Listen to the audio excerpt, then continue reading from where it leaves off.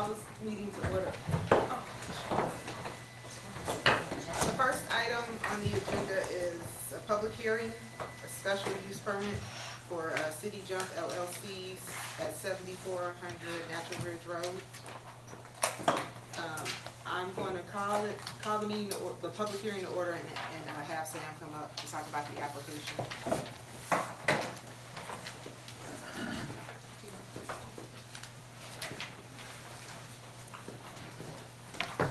Good evening. So before we get into the public hearing portion, I just want to go over the application so any citizens who want to comment have some of the details. So we received a special use permit application at 7400 Natural Bridge Road, commonly known as Value Village, for a family entertainment center with food and drink proposed. So this requires a special use permit under 405790. And basically they want to kind of open like a Chuck E. Cheese, Dave and Buster's type of thing, where there's arcade games, some play areas for some kids, as well as some things that maybe like older kids or adults would also be interested in. And they also want to serve food and drink in party rooms and stuff like that. And right now they do have a building permit out for the shell of the building, which I think everyone has seen them work. They're, replacing the glass and doing some things to the shell of the building which aren't necessarily tied to the use. So in the report submitted to the City Council, there's a bunch of attachments, including the application itself, an interior site plan, which kind of lays out what the inside of the building would look like. There's a site plan of the parking lot, an aerial of the property, some information about the property from St. Louis County Assessor's Office, a brief project report from the business about the type of establishment that they want to run, and then also a survey of the property. The building is a legal non-conforming building, meaning that it was built not in conformance with our zoning codes, but it's been there long enough that it's grandfathered in, so it goes all the way out to the lot lines. The building is just a hair under 20,000 square feet, with an additional 8,140 square feet in the basement, which would not be open to the public. And for this proposed use, it would just be closed off storage and maintenance area. There is an adjacent lot which City Jump also owns at 7641 St. Mary's Lane. That is the parking lot. They're actually two separate parcels. And on the parking lot and what they propose, there's 69 parking spaces. There are 5 public parking spaces on Natural Bridge, including one ADA spot that were part of the Great Streets. And then there's parking on St. Mary's, with the exception of, I think it's like 25 feet of the intersection. So as far as zoning, it's in the F district, which is our general commercial district. And because we're talking about family entertainment center, which combines aspects of uses from restaurants, bars, and amusement parks, it does require a special use permit. So going into the parking regulations in the F district, our parking regulations provide that for every 300 square feet of commercial floor space, you have to have a parking space. However, for restaurants, it says that for every 200 square feet of floor space, you need a parking space. So depending on how you classify this use, which it is a mixed use, they would need either 100 parking spaces if you classify it as a restaurant, or 67 parking spaces if you don't. And they have 69. So planning and zoning heard this application on August 20th, and they basically got the same report I just gave you, and were able to ask the owner, Rochelle B., who's right here in the audience, some questions. And they recommended approval of the special use permit, but they did recommend a few conditions be attached to the special use permit. The first was that a privacy fence be erected along the property line of 7641 St. Mary's Lane where it abuts residential property. That parking lot does go up against the house on St. Mary's, so they're saying, and there is a kind of deteriorating privacy fence and a chain link fence. This condition would require that they erect a privacy fence or replace that fence with a privacy fence, 6 feet in height. And the second condition that was recommended was that a business only be allowed to operate until 10 p.m. on Sunday night through Thursday night and 11 p.m. on Friday night through Saturday night. So they recommended approval and with those conditions, so the council can attach additional conditions when, if you guys think more is needed, when you guys consider approval. And just a brief reminder on the criteria and burden of proof. On page 2 and 3, there's 7 different criteria that they have to meet. And basically, just to briefly run through them, the special use has to comply with all the provisions of the district, which is the F district. The proposed special use at the specified location will contribute and promote the welfare and convenience of the public. The special use won't have a negative impact on the value of other properties in the neighborhood.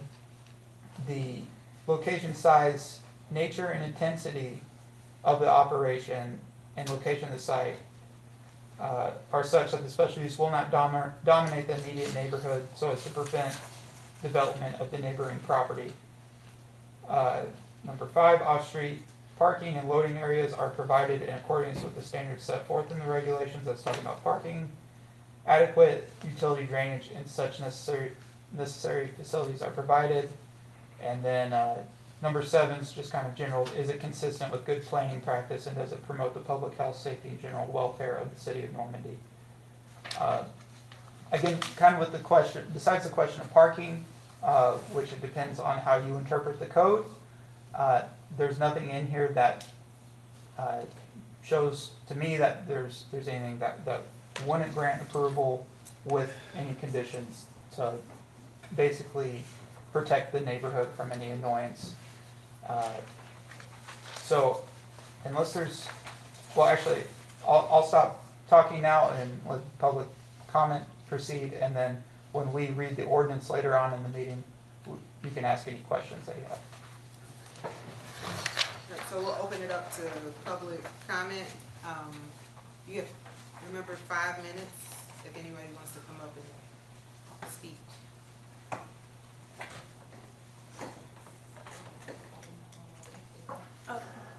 Is it in relation to?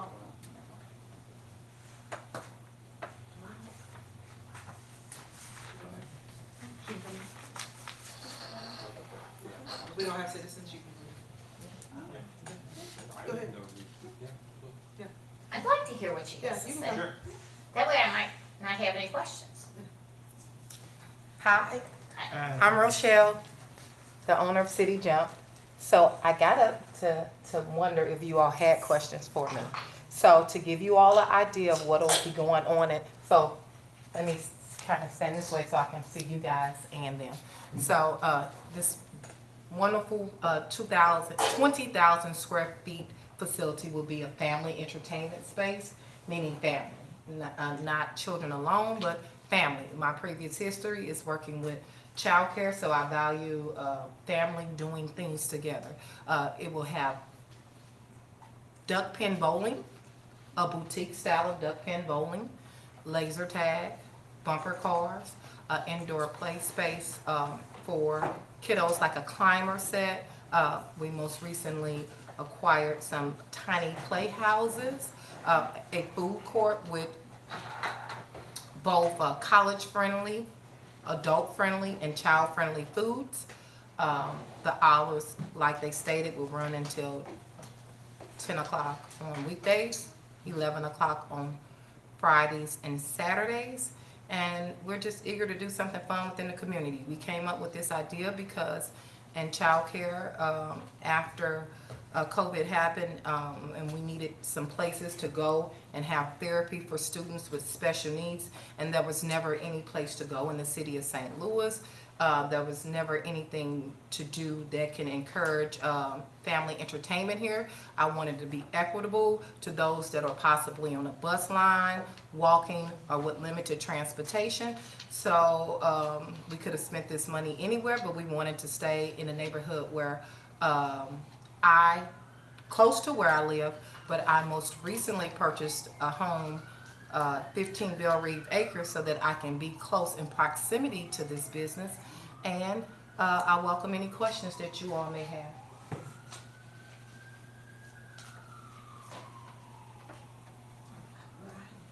Yes, ma'am. Is it a cost, is it a ticket, family ticket that they buy?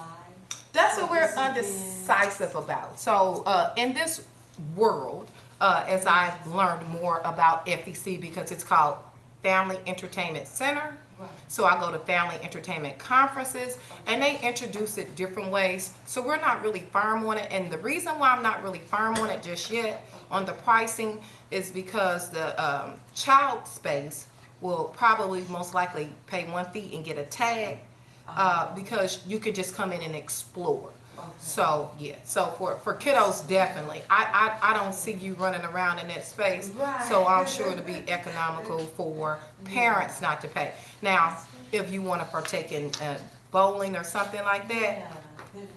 I will sell you a ticket. Okay. Yeah. Okay. Cool. Yes, ma'am.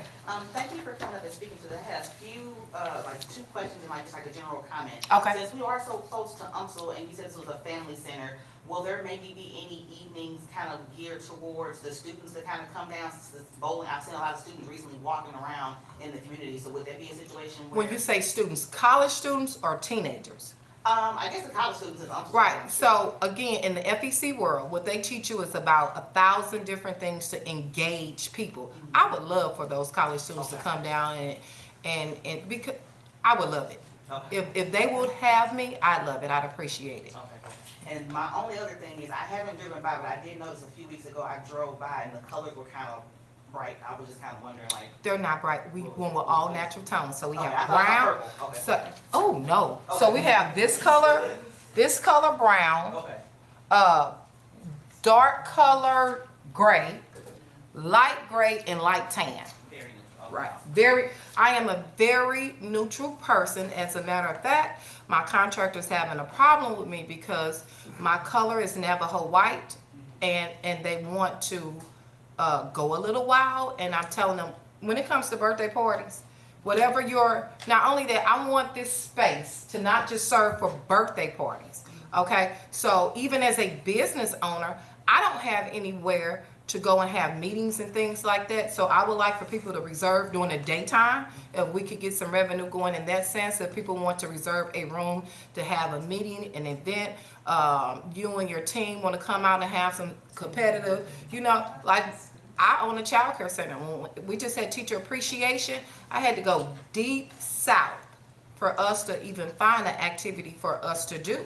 Back in the day prior to COVID, we used to meet at the hotel off of Hanley because they offered a place for us to sit and eat and meet and have meetings. It's really nowhere to do it in this area.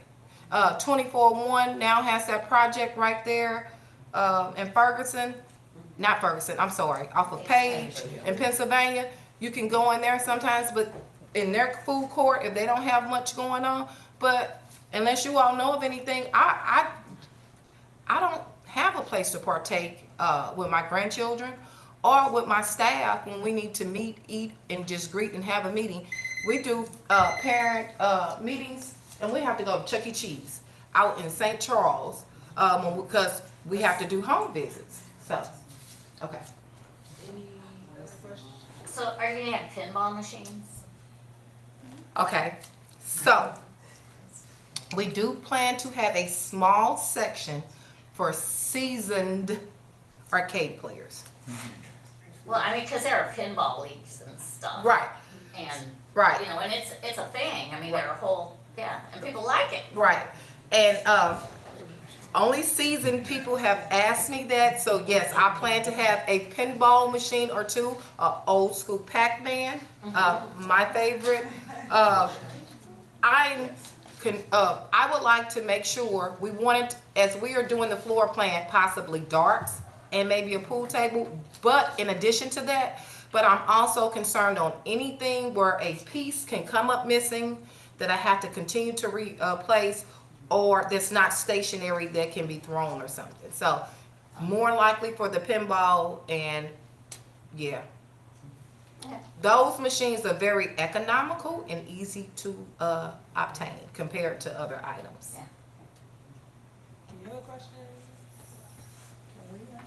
We do ours when we get to it on the agenda. So, I live on Wallingford, which is the street behind. You can come up, Miss. This time I don't have any.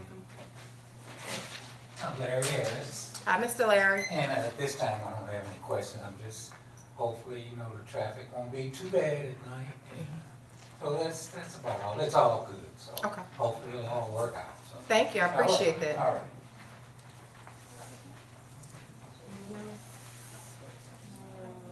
So the council will have their time when we get to it on the agenda. Okay. We not on the agenda now? Okay. Well, this is the public hearing part. Oh, okay.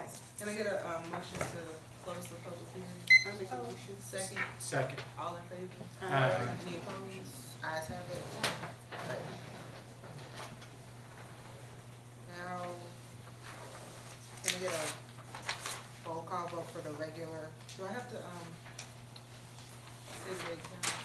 Or just go into the public, go into the regular meeting? We'll get a roll call. Okay. Can I get a roll call vote? All right, just the roll call. Oh, roll call, sorry. Councilman Sachsenheimer, Here. Councilwoman Cleveland, Here. Councilman Jackson, Councilman Evans, Here. Councilwoman Shivers, Councilman Nelson, Present. Councilwoman Campbell, I'm sorry, Here. Councilwoman Valier. Here. So there's somebody on the screen that says council. That's me. Oh, that's you, okay. All right, pledge of allegiance.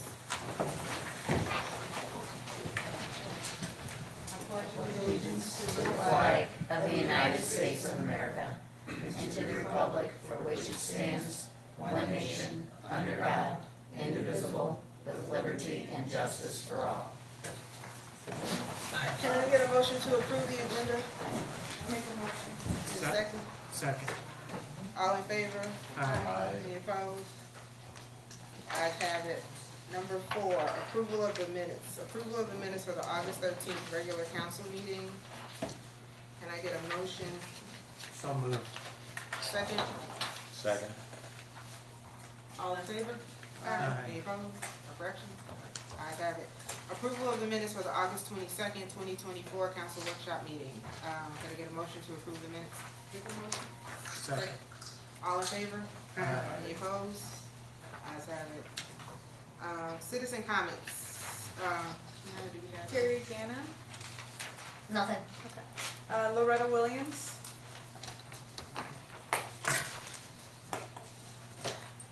Hi, I am Loretta, and I live at 5567 Winchelsea Drive for 28 years, and I'm here to complain about the neighbor, as I have done for the past 2 years, regarding the code violation that I submitted. The picture is showing it's a code violation, and that's a fact. And if you look at the pictures that have been brought to me, the neighbor only do his backyard, the owner of the house cleans the side of the fence but not behind the house, which is my house. And his address is 5504 Homebourne. And I had brought it to Mr. Dennis' attention, Mr. Johnson, the chief, and the mayor. I mean, I just spoke to people about this issue, that it is a fact, that it's a code violation. Now, I don't know what type of issue the homeowner have against me. But in 2021, I had my privacy fence installed, and at that time, the homeowner behind me claim the property, is which why my fence had to been installed inside out. When Mr. Dennis came to my house, the first question he asked, why is my fence installed that way? And he will know that that's what I said, because the neighbor refused to let the contractors come on his property to install the fence. 2 years later, here I have, this is a weed overgrow. This is the neighbor's backyard at 5504 Homebourne. They will admit it is a code violation, but refuse to do anything. And this is, like I said, the second year. So I'm here because I'm trying to get someone's attention to get this issue solved. Because the neighbor does not have a right to have the weeds turn up my privacy fence, and that is the second privacy fence I installed. That's a fact. And Mr. Dennis, Mr. Johnson know this, because I brought it to their attention, as well as Chief, the mayor, attention. She asked for the picture. Did nobody do nothing? And that's why I'm here, because I am asking, pleasing for somebody to get this code violation of what the neighbor is doing to my privacy fence. And now the neighbor is saying that, oh, that's not my property. But the neighbor just admitted it 2-3 years ago that it was his property. Because that's how my fence is inside out. And Mr. Dennis knows it's built inside out, and that's why. Thank you. Excuse me, what's your address again? 5567 Winchelsea Drive. Thank you.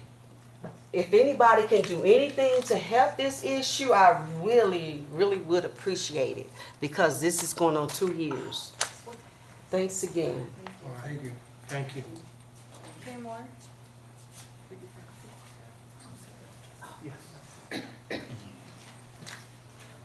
Hello, everybody. Happy Tuesday. Happy September. I just have a few notes from our meeting last time. I wasn't able to stay towards the end. So I just wanted to publicly say that I hope that we are doing a plan this year for multiple leaf pickups. We did one last year. It ran a little behind schedule, but the leaves typically drop until January. So if you drive around my neighborhood, you'll still see people that have leaves in front of their homes because there never was another pickup. So if you see any of the emails I send, I'm always talking about planning, and if you don't plan, you plan to fail. So I'm hoping that we can plan multiple leaf pickups. This is an occurrence that happens every year. Also, we've had some really, thank God, mild winters, but just wanted to make sure that we are ready for any salt and snow removal, and that whoever is going to be doing the salt and snow removal, that they have their CDL license, and that there's no damage done to the street. One of the gentlemen, this was right when Mark came in office, they had a gentleman working for Public Works, and he didn't know how to use the machine, and he scooped up street on my street on Skyview. So just want to make sure that whoever is going to be doing that this year is trained and ready to go. Sam, last meeting you mentioned something about some money in the budget for beautification and to manage the little, I guess, garden area that was on Natural Bridge, but that hadn't been done. So I was just wondering what was going on with those funds. And again, just wanted to publicly say that I don't live in 3 or 4, but I'm willing to come help and work on those projects to get rid of the weeds, or even do some minor purchases that can flourish every year that will still look good. So just kind of wondering what that budget is up there, or what's happening with those funds. And my last comment, or my last note I had from last meeting, is someone mentioned again about a survey, and I know I've mentioned before, we don't really need a survey. That's time consuming, because we haven't had a public communication go out in a while. Sam did tell me that we have one that's coming out, but I think what's important is the communication. We don't need to ask residents what they need. They want what they haven't been getting. And since Rodney passed, we haven't been getting those services. We were able to do more with less, so we can kind of make a plan to get back on track that way. That would be great. And I mentioned this in a meeting last week with Sam and some of the other members in reference to possibly doing a employee audit, meaning like once every year my manager is like, okay, what do you do on Tuesdays? What happens on Wednesdays? Okay, of course things happen. Just to make sure that when it comes to Mr. Yarborough, when it comes to the man who does the code violations, that their time is actually being utilized well, so we can see if there need to be, sorry, that's for the news, if there need to be additional, time stamps to have someone else come in, just to make sure that there's not lots of time going wasted. I've driven around the city and seen people in their trucks smoking and not actively doing anything, and we have so many things in the city that need to be attended to, so we can maybe do an audit, just to make sure that we know what employees are doing, to see if they need assistance or if they just aren't using their time, because we're paying for it. Thanks. Thank you. Thank you. Anyone else? Mrs. Shrevers can't get on Zoom. She just texted me, said she's trying to get on Zoom. She's been in the meeting. She can't hear? She can't. She's not logged It's on. not working. Okay, email to the link and the Well, 6 people. passcode. Yeah, it's fine. She's not on. She was marked absent, but she was, trying to get on Zoom at the time. Okay. Kiana will check into it. You're checking to it. She's just gonna be on the phone, yeah.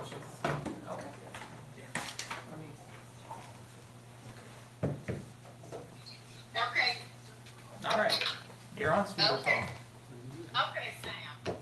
I'm on speaker. Thank you. Oh, my goodness, I said I didn't wanna lose out. Can you hear us okay? I can. Okay. Thank you. Oh, any more citizen comments? Next, report of officers. We had a graduation of Citizens Academy last week, that I attended, and our councilman, Steve Saxonheimer graduated, and, our chief of police was one of the professors at the academy, and it was actually a really good send-off for all the graduates and everything. It was really nice and eye-opening. I encourage anybody who didn't do it this year to please sign up for next year. There was a lot of good information that citizens came away with, and they were really gracious and happy that the police. How many police chiefs were there? Three police. It was taught by 3 police chiefs, and they were really gracious about the information that they received. So that was nice at the 24-1. We do have a national night out coming up, October 5th. It's going to be at the Core Collaborative in conjunction with the Jazz Night. So it's going to start at 3. The whole evening is going to go from 3 to 7. And when the chief and the police officers will do the national night out, and that will be for all the communities that we police. So that will be for 5 municipalities. And then the Jazz Night Out, which is put on by Normandy, will be there. There will be across the street at the Core Collaborative. There will be golf carts for people who need transportation. If you don't want to walk, if you can or don't want to walk over, they will transport you. So that's our second one. So that will prove to be a fun evening. Come out. There will be a couple of food trucks. You can bring fire pits. Bring your kids, bring a blanket. There's a playground for kids to play at, so that'll be fun. The newsletter will be going out on Friday, so look for it next week sometime in the mail. And also the community survey, which basically asks citizens, what would you like to see in Normandy in the upcoming years, will also be going out in the next week. So please check your mailboxes for that too. And we'll also have something set up at the National Night Out if you want to possibly do the survey there or talk to us about it when you get it in the mail. That will be an opportunity for you to do that too. So that's all I have.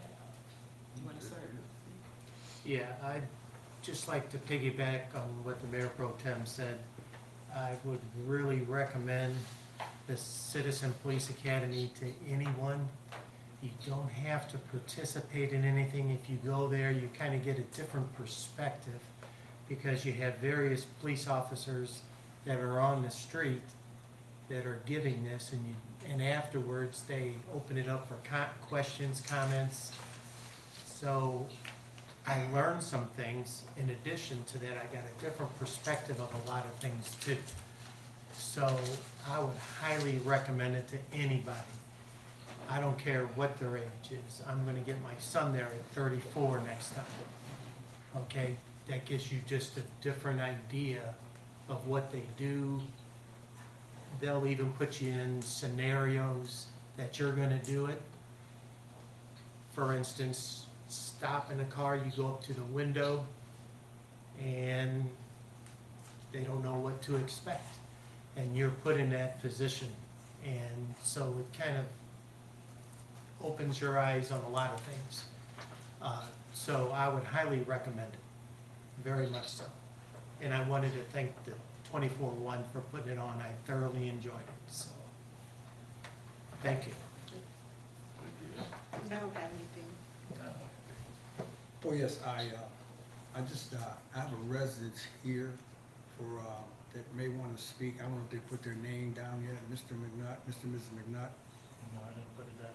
Okay, he wants to put his name down because, he called me about, a situation with codes. Do you wanna, you can do it then. You wanna, we have citizen comments at the end, if you wanna put your name down. That's all. Okay. I met with Steve, Karen, I'm sorry, first, your first ward, right? Yes. The two first ward council persons, myself, Miss Moore, Kim Moore, and you're in second ward, is that right? There were about 4 of us. It's an unofficial meeting, so we don't really take advisory. Yeah, it's a meeting, but it's an advisory commission to the Council on Code Enforcement. So one of the things that we're trying to do is to put together a document that would explain code to everybody. We've got a first draft, kind of looks like this, not done. But we want people to be able to understand from the perspective of the citizen, what goes on when a complaint is filed, how long things take. We understand, the council understands that a lot of the communication in regard to code issues is kind of going one way without a response on the other side. So we're trying to work out ways that we can be, as a council, as a city, more responsive to what people have on their minds. So we meet on the first Thursday at 5:30 in this room. So anyone who would like to join us in those discussions and help us, first of all, we need to, everybody needs to understand what the code enforcement stuff is. As you were talking about fences, I did make a note in here that we probably need to have something in there about fence maintenance. I actually contacted Sam today because the village of Glen Echo Park has always, when it was a unique municipality, it's kind of a strange relationship with the country club because there is a fence constructed by the country club in the 70s at some point, pretty much to keep their property separate. And so it's really overgrown. There's a whole lot of just junk. I also went with Steve and Karen, the first ward council persons, to have a look around and look at the area around Parchester Park. And we know that overgrowth back there has become a serious problem. So fences, I believe, and fence maintenance is an important thing and something that we need to address.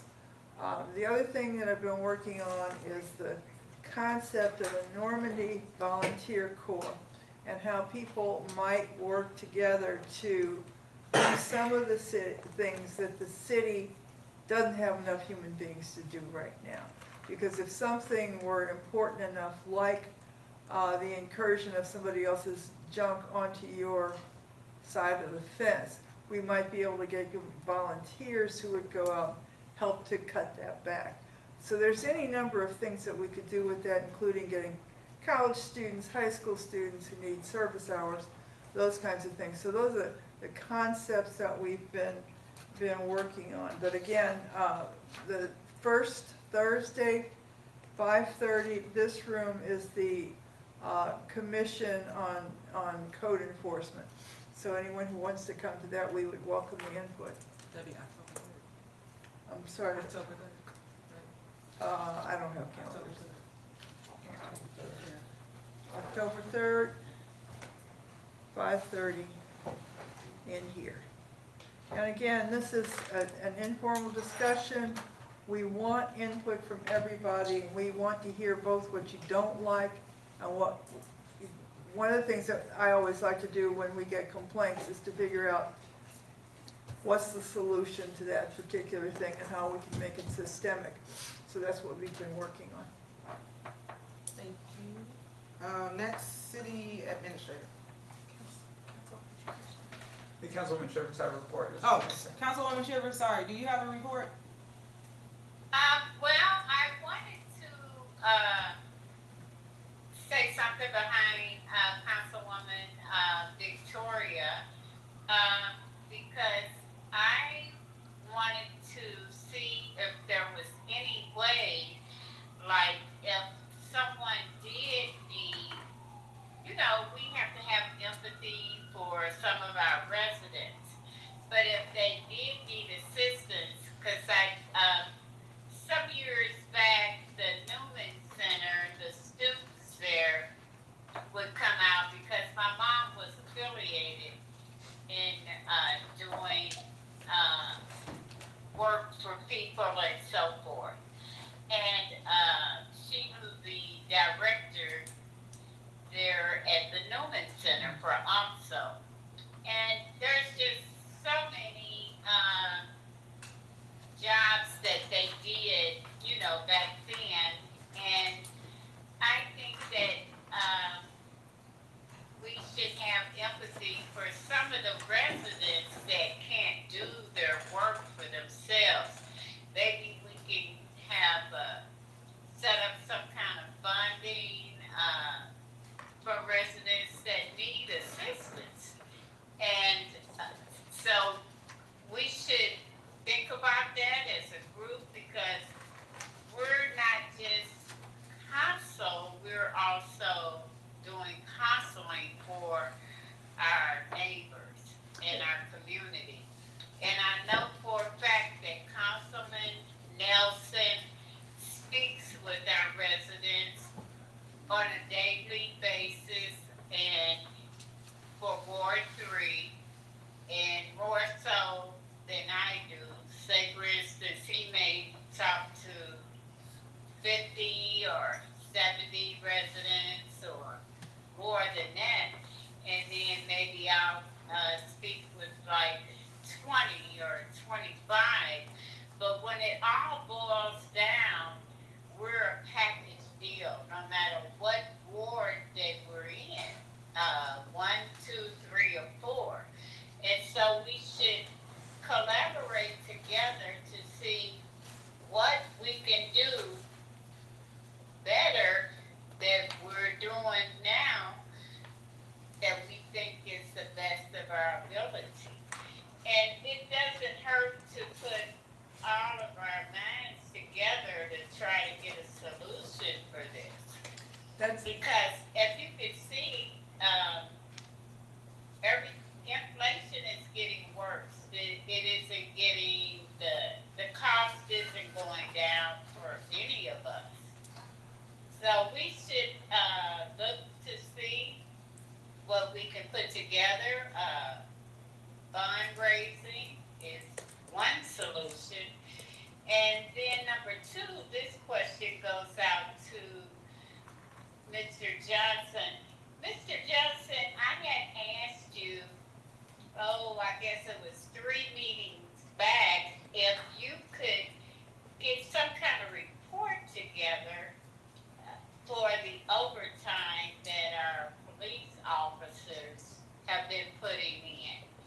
And then I also wanted to inquire about, and this is just inquiring, I'm not saying to do this, but what would be the cost of us going to another municipality to do our policing? Because we're talking about a crunch, and keeping police officers. So how much would that cost normally as a whole? Is that something that you could get for, us, by the next board meeting, please, Mr. Johnson? Can I respond a little bit to something? I'll just make a quick Right. comment and then move on to my report, unless you want to do it. What? So my contract I guess she's talking about dissolving the police force. Yeah. No, I'm not speaking of cooperative. It No, can be- I said dissolving, but Oh. I'm gonna let, Mr. Johnson and, Chief Sanders address. Well, I'll just make a quick comment. Uh-huh. And then Yeah. he's gonna go into his report. Thank you. Yeah, I haven't heard Okay, anything. thank you, I appreciate it. This is the first time I'm hearing of anything. If that's something that you want us to look at, Okay. I'm gonna need multiple Right, accounts. You're fading in and out on me. Okay. Anyways, that's something I'm gonna need multiple council members to ask me to do before I entertain that, because that's quite, I mean, you're talking about putting out an RFP for police service, which I really don't think we should entertain, because we have a police service and we can go into the budget and it's not a problem keeping one, and based off of what I've seen other municipalities pay, it would be more expensive to go out for service. So, anyways, going on to my report, insurance, news regarding our casualty and property insurance, our general liability insurance. We did get a quote from Travelers, as opposed to MoPerm, and it is about $190,000 cheaper than the quote that we got from MoPerm, so that's great news. And the budget is still tight, but it is in much, much better shape, and so we'll talk about that later tonight, as well as the insurance. And then, just piggybacking off of what President Pro Tem Campbell was saying, at the October 5th jazz concert, we will have the survey out, and the survey, the citizen survey is in the mail. In fact, you can take it right now if you go to normiesurvey2024.com, and we'll get that link on our website tomorrow, because they just put it in the mail yesterday. But the survey is really important. It's gonna inform the strategic plan of the council, and once we get that done, should be wrapped up by the middle of October, then we will move forward with forming the strategic plan of the council. So beyond that, I have nothing else to report unless there's any questions. Yes, Sam, I asked you, maybe a couple meetings ago about the, inventory, public works inventory. Have you worked on that or got any information? Yeah, I believe the question that you asked a couple meetings ago was, do we have an inventory? And the answer is still yes. Pardon me? Yes, we have a public, yes, we have an inventory. So you've had the inventory? Did you need a copy of it? Yeah, I thought we'd send it to the board, not just me. Okay, I can get you a copy of that. Yeah, get that to the board.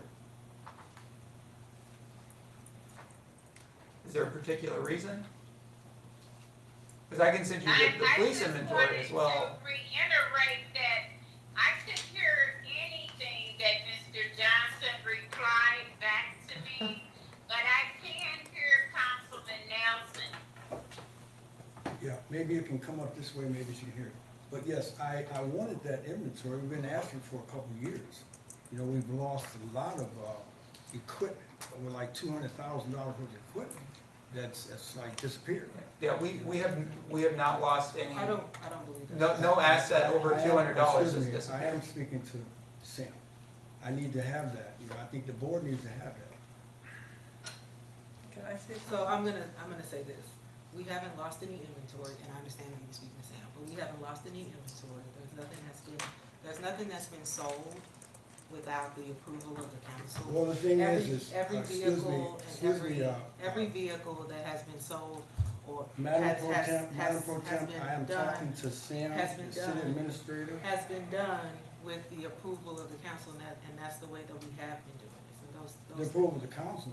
yes, we have to have the approval of the council to develop, like the police vehicles that we've gotten rid of, and other vehicles and things. We're not talking about police vehicles, we're talking about public works. Also, those things or have. I like to see it in paper. Could you get that And to that's, me? and that's fine, but I'm saying, I don't want the narrative to be that Normandy is losing inventory, because that is not a true narrative. So, we I have, can confirm, yeah, we have we not have lost not lost any. any Nothing has asset been that's been stolen, inventoried. But nothing has been I given like to away see it or in anything paper, like that. documents, please, documentations. Okay. I've asked you for that, and I need to see that. To the Okay, so board, we'll not get just that to me. you, thank you. Councilwoman Ballard. Yeah, Ashley, I asked Sam this question about 2 months ago. He sent me a report. I asked for everything that had been sold in the last 2 years. He sent me a comprehensive report. I have that. I can send you that if I'll get the email and send it to you. But then I'm sure he has that information. Thank you. I can get it before you leave tonight, I can get it for you. Yeah, But, it's on my desk right now. I've asked you. Thank you, can we go to Chief Police? Is it my turn? Yes. Good evening. Good evening. Everyone from the council, it's in the packet, received the police department report for the past month. We talked a little bit about National Night Out, there's some flyers that are over there. We're still looking for sponsors for National Night Out. I know that we've got a couple people, and we've got some great things lined up. I'm encouraging the community to come out to NNO. It's an opportunity for the community police to stand in solidarity, take our community back, and pledge that we're going to stand against crime. Collectively see something, say something. We'll have tons of literature, gun locks, Eddie Eagle gun safe books, Police Explorer applications, tons of police resources, Missouri Attorney General resources out there. We're gonna be giving away free hot dogs, chips, water, soda, so light refreshments, and then immediately, after the conclusion of National Night Out, you can walk literally right off of Pasadena Boulevard onto the Core Collectives property and enjoy the Jazz Festival. I'm going to encourage everybody to make sure you bring your lawn chairs and blankets just in case. Last year it was pretty chilly until we lost a few people because of the weather. Again, bring your coolers, come out, it's an awesome, it's a really, really nice time, once again, to see something positive going on in the city limits of Normandy and see the community coming together and stand in solidarity. We're moving forward with the trunk or treat, it's back. We just went and secured $3,000 worth of candy today. We've got candy drop boxes all over. They're at the Belfry Station. They're here in this lobby. There's one at the Cool Valley Station. We will be accepting any unopened bags of candy. We have to have them by October 20th because we have to go through everything. We're just trying to boost our candy because a few years ago when we did it just before COVID, we actually ran out of candy. We've got some food trucks coming. We've got a very talented face painter that'll be there. We need volunteers, so there'll be a volunteer sign-up sheet that's here at City Hall. We'll also have one virtually, it'll be online, where anyone just needs to just come out and just bring your trunk. That's what we need you to bring. You're not required to dress up, but you're encouraged. If you've got a costume, put it on, get in the spirit. We've got a free DJ, we've worked a lot of different angles. This year, we're not doing it on this spot, we're gonna be doing it at the Early Childhood Center across the street. And we're gonna have handicap accessible parking up on the upper lot. That is on October 26th. It begins at 5 p.m. and ends at 7 p.m. Everything is free, cotton candy, popcorn, candy, with the exception of the food trucks. I can't say that their food's free, but I can tell you the food will be good, so there will be food for sale. It's gonna be a great time. The flyers are all over the place. You'll start seeing as soon as National Night Out and Jazz Fest are over, you'll start seeing the banners go up all over town. We don't wanna overshadow people or overshadow the jazz event at NNO, so we're waiting to put our flyer up until after the 5th. But you guys will start to see the flyers go up all over town.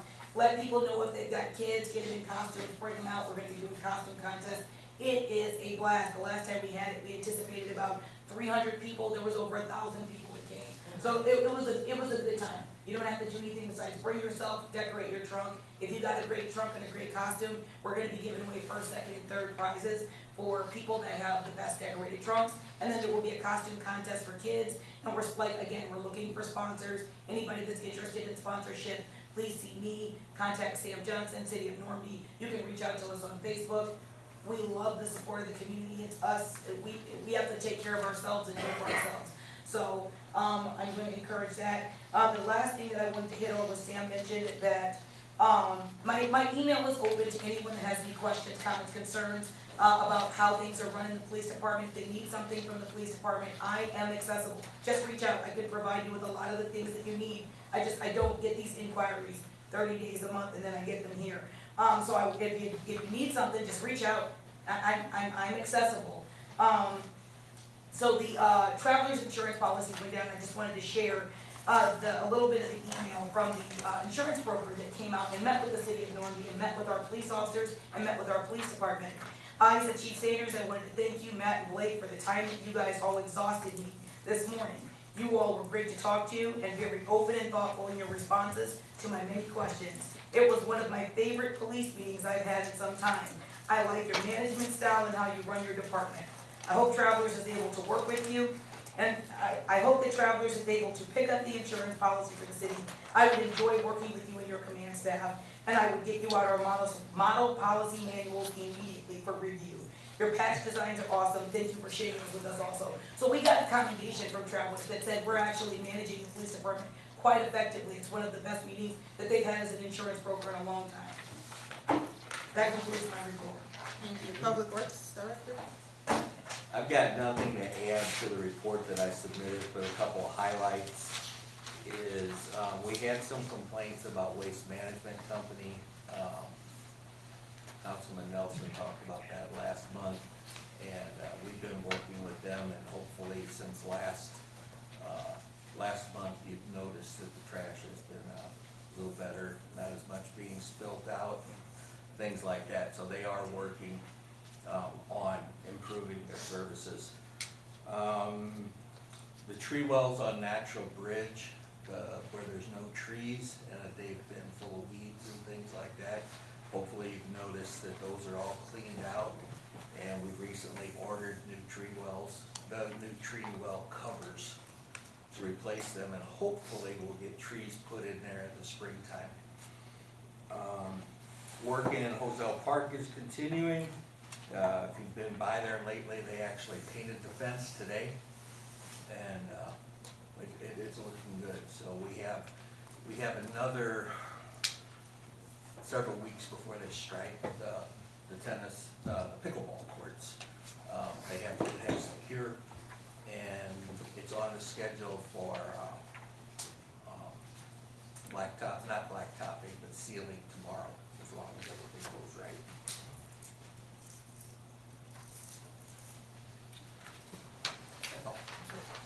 Excuse me, what color will those courts be?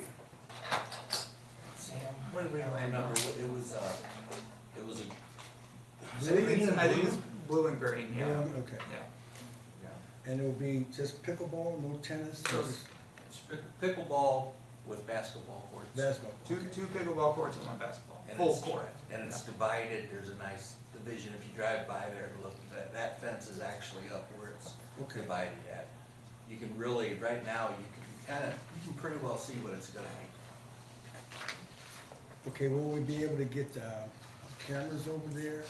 I actually met with a company yesterday, Elliott Inc., that apparently had done cameras for us before, and I've got a bid from them that I have forwarded. It's looks like about $9,000 to completely set up cameras at all the park except for the baseball field will be under surveillance. Yeah, because we need cameras. Okay. Thank you, sir. I want to ask a question. I know I sent an email to Sam, and I thank you for it, to the chief and also Dennis. We talked about closing it with a gate. Are we still thinking about that, or closing it down? Public safety, I would say no. When we have any accidents, like the other day, there was a shooting on Bermuda at Castro, we have to turn traffic around, and that's one of the biggest places we can actually put people in and turn them around very easily. And then if it's locked and we have someone that's in there on foot, the officers wouldn't be able to access the park after dark. So people could be in there on foot, and if they couldn't get in with the cars, I don't know that that's a. Oh, that's a good answer, yeah.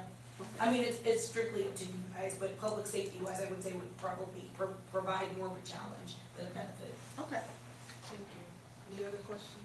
I just have a comment. Thank you for these reports. They're getting better all the time. City Treasurer?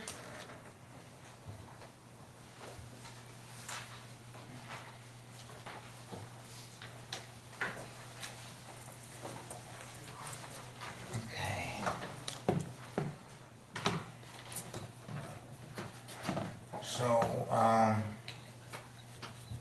before I begin my report, I just definitely want to do a personal editorial. and I hope there are no Republicans in this room, but I definitely feel that the Missouri Supreme Court should be commended for doing the right thing today. And I look forward to the election in November to have the determination of reproductive rights in the state of Missouri. So I just wanted to make that statement. Okay, with that being said, I'm here to present the report for July of 2024. I want to thank the President Pro Tem, the council persons, employees, and the residents for having me. We will go into it by starting with Part 1, Section A, which is the summary of the income statement. So for the month of July, which is 10 months of the total 12-month period, the city recorded a net income of $150,000. That's for revenues of $406,000 compared to expenditures of $256,000. Now, due to that result, the city realized an overall net deficit for the fiscal year to date of $113,000. That comparison is revenues of $3.69 million versus expenditures of $3.803 million. Next, there is the Part 1, Section B, the summary of the general fund balance. So the general fund unrestricted cash balance as of July 31st was $1,131,000. Village of Glen Echo Park project balance, $74,000. The amount held at Simmons Bank, $627,000. Amounts due to general fund from other funds, $241,000. And amounts due from general funds to other funds, $11,000. So that brings the total general fund balance to $807,000. Next, there's Part 1, Section C, income for the general fund. So ideally, the percentage of budget remaining for income at fiscal year end, at fiscal year to date, should be at or below 16.7%, which would indicate that the amount of actual income was either the same or more than the budget amount of income. Fortunately, the city has exceeded the budget amount for income for year to date by $60,000, or 1.4% of the total budget amount for income. Part 1, Section D, expenditures by department for the general fund. Conversely, the percentage of budget remaining for expenditures at fiscal year to date should be at or above 16.7%, which would indicate that the amount of actual expenditures was either the same or less than the budget amount of expenditures. Fortunately, the city did spend less than it had budgeted for year to date by just over $18,000, or 0.4% of the total budget amount. However, it must be noted that the fiscal year budget currently is not balanced, with an excess of almost $230,000 more in expenditures than revenues. So when it came to individual departments, most fared better in keeping expenses under budget, and others did not. Those that were under budget were the street, park, administration, prosecuting attorney, and court departments. Those that were over budget were the police by a slight amount, but not much. That's the extent of my report. If anyone has any questions about what's been noted, please let me know. Any questions? Yeah, yes, sir. So there's no chance that we're going to be able to balance this budget. Well, at the onset of the year was balanced, but in order to accommodate the deficit, I believe the budget was revised in order to accommodate that deficit. And I mean, there's still 2 months left, but I do not, I mean, Mr. Johnson could elaborate, but I don't know if we might be able to, you know, eliminate that deficit by the September, so we're not sure. Yeah. Thank you, sir. Yes, sir. Yeah. But it is much smaller than it has been throughout the year, of course, so, you know, but it's still 111,000, so. Have they been tightening the belt? Ma'am, I'm sorry? They've been tightening, the city has been tightening its belt. Oh, yeah, for sure, most definitely. And of course, had to make that adjustment with the budget, so, we could be able to have, you know, something a bit more favorable towards the end. That's correct, yes. Any other comments? Yes, I have a question, please. Go ahead. I wanted to ask him, what are our chances percentage-wise of us getting in the black again? So I just wanted to ask him that, and how long does he think that it would take us to get out of debt? Well, I think what we kind of look at from the perspective of this report is year to year. So, again, considering that we're more than 80% through this current fiscal year, and technically almost more than 90% because we are in the final month as we speak, we would still have to look at what type of revenues had been coming in August and September in comparison to the expenditures. And everything sort of resets when you get to October. So the question is, would that $113,000 deficit be able to disappear within August and September?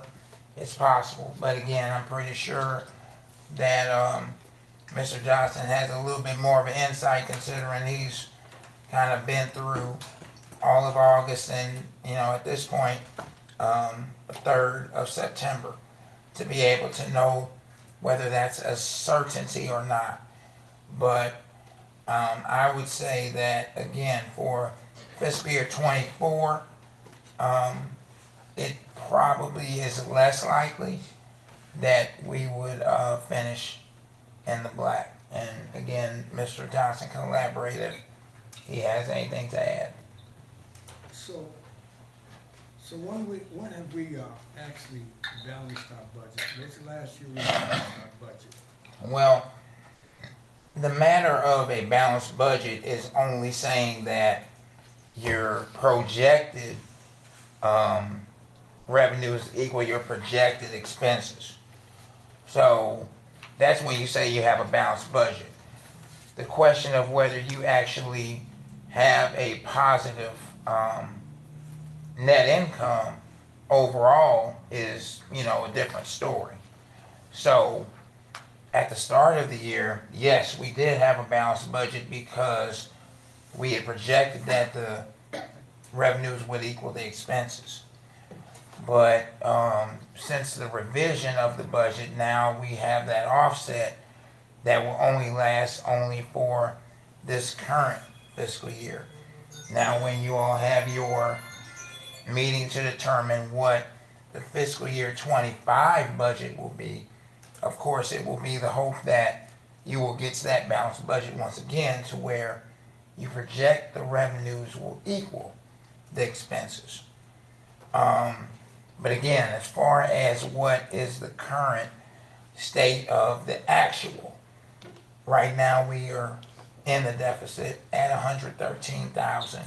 through the end of July. So we're back where we are. Every year about this time, we have a deficit.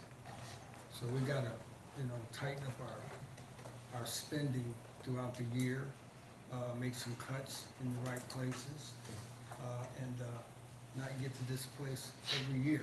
Every year we're here, where we're not balancing our budget. Yeah, so, I Can I don't make a think. comment, Chair? Yeah, please. Yeah, I was gonna, go ahead. Okay, yeah. In fiscal year 2023, we had a surplus of $450,000. yeah, So we weren't here last year. And the year before that, we did have a deficit of $130,000 that was primarily tied to the closing of the sanitation fund. As far as this year, what Charles is describing is exactly right. We had a balanced budget, but we revised down and actually told departments to spend less because we saw that projected revenue, or budgeted revenues were no longer matching with projections. As far as next year, we're about to discuss the fiscal year 2025 budget, and so we should just discuss it Well, then. we amended the budget quite a lot this year. Twice, Just twice? yeah. Okay. And one of the other things that we had to, two times that we did it, the court projections were, did not, like Mr. I forgot your name. Ellis. Mr. Ellis is saying, court fines were not paid, so we don't have that money to come through. And if we don't have it, we have to adjust. Property taxes also were not paid. And let's not forget that we are in litigation, and so the acquiring of that property without the proper steps has put us in a deficit, as well as lawsuits that happen from mismanagement and inappropriate things that were happening before. Which I think as a city, we have done a great job with the people that we have of cleaning up, and also our procedures. I mean, we lost a lot of money that was unnecessary through lawsuits, which anybody can look up.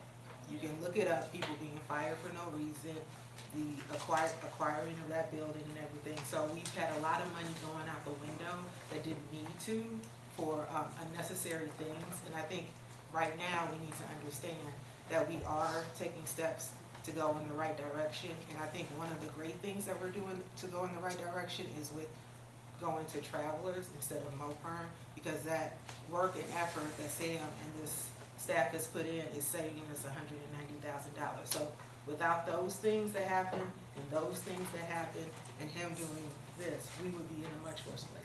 Yeah, that's it. Well, So- we had the opportunity to go to Travelers over a year ago, right?